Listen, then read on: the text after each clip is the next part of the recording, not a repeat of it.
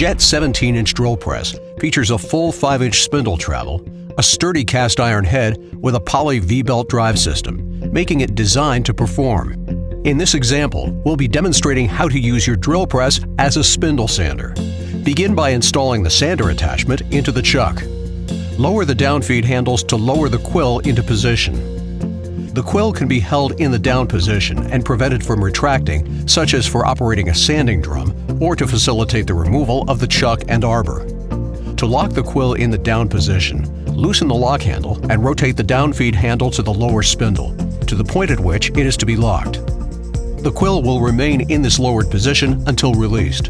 To release the quill, loosen the lock handle. Begin by placing the board firmly on the table. Turn the machine on and begin to move your piece against the spindle sander. Continue to move the piece against the sander until you achieve your desired finish. Once complete, turn the machine off. Learn more about the JET 17-inch drill press on our website. And don't forget, your tool comes with our Red Assurance Guarantee. If you need any service or repair, one of our 750 authorized service centers located in all 50 states can assist you.